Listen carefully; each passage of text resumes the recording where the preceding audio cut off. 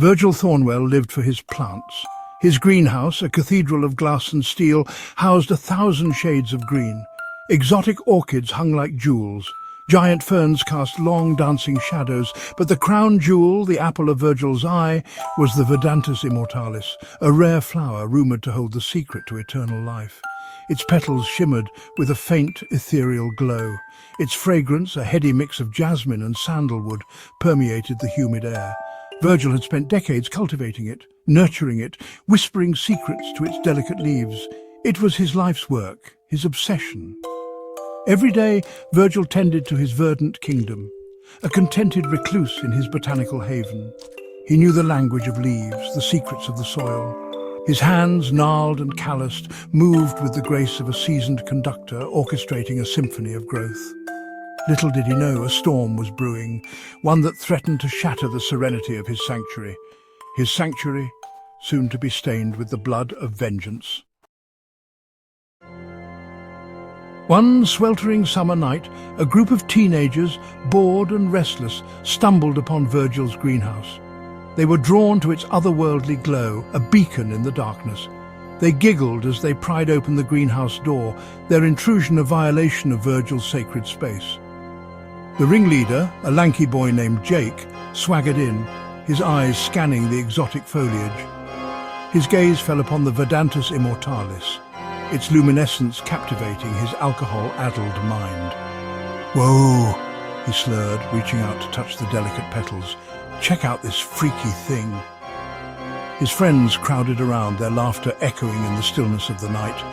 Before Virgil could stop them, Jake, with a cruel laugh, snapped the stem of the Verdantus Immortalis.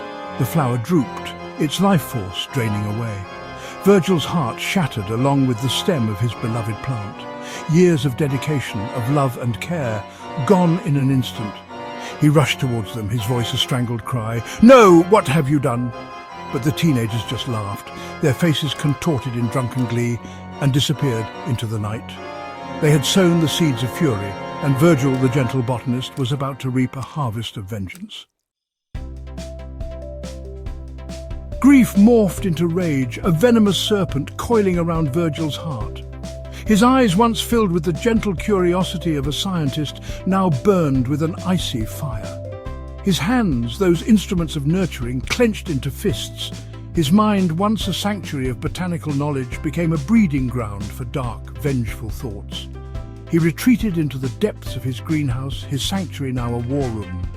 The sweet fragrance of exotic blooms was overtaken by the bitter scent of revenge. He shed his gardener's garb, replacing it with a dark hooded cloak woven from thorny vines. A pair of gardening shears, sharpened to a razor's edge, hung at his side. Virgil delved into his vast knowledge of botany, his mind twisting the life-giving properties of plants into instruments of death. He extracted potent toxins from exotic flowers, their vibrant colours masking their deadly potential. He cultivated thorns, their sharp points capable of piercing flesh with ease. His beloved plants, once sources of joy and wonder, were now his weapons, their power harnessed for his own twisted sense of justice. His greenhouse transformed into a macabre laboratory, filled with bubbling concoctions and strange pulsating plants. The air hummed with a sinister energy, the once gentle touch of nature now a harbinger of pain and fear. Virgil, the Verdant Reaper, was ready to unleash his wrath. Section 5. The First Bloom of Vengeance. Jake, the leader of the group, was the first to experience the wrath of the Verdant Reaper. Virgil found him in a derelict playground, a place where teenagers gathered under the cloak of night. As Jake leaned against a swing set, bragging to his friends about his latest conquest, a dark figure emerged from the shadows. "Do you recognize me, Jake?"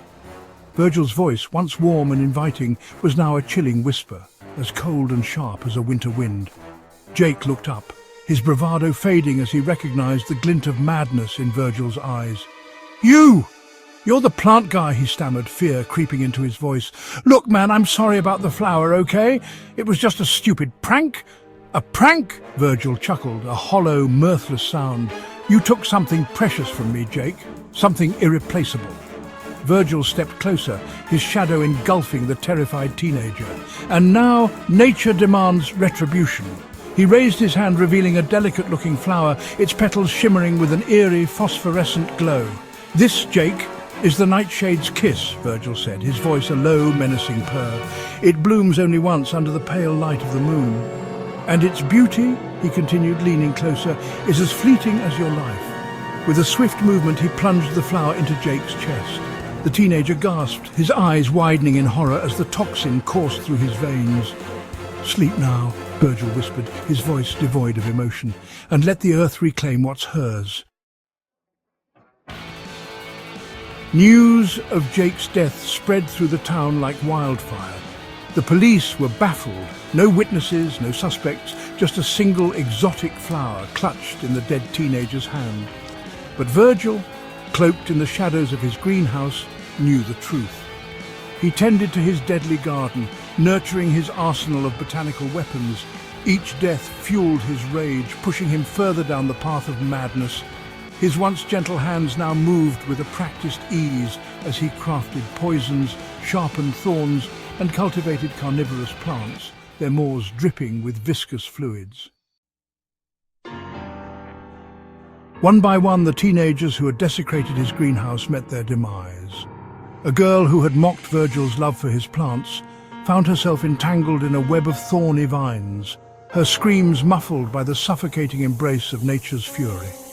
Another boy, who had carelessly crushed a rare orchid under his foot, succumbed to a potent neurotoxin, his body racked with seizures as his life force slowly ebbed away. With each kill, Virgil whispered his chilling message: "Nature demands retribution." His thirst for vengeance soon extended beyond the teenagers to their families. He targeted their homes, transforming their manicured lawns into deadly gardens of his own design. He planted poisonous flowers beneath their windows, their sweet fragrance masking the deadly fumes that seeped into their homes at night. He cultivated thorny vines that snaked through ventilation systems, their sharp points tearing and ripping, leaving a trail of blood and terror in their wake. He showed no mercy, his heart hardened by grief and twisted by vengeance. The once peaceful town lived in fear of the Verdant Reaper, his name whispered in hushed tones. The police were powerless, their investigation leading to dead ends and a growing list of victims. Virgil, consumed by his vendetta, became a phantom, a whisper of death in the wind. He continued his reign of terror, his every action a testament to the destructive power of grief. His greenhouse, once a sanctuary of life, now stood as a macabre monument to his madness. And with each fallen victim, Virgil the Verdant Reaper whispered his chilling epitaph, a haunting reminder of nature's wrath: "You reap what you sow."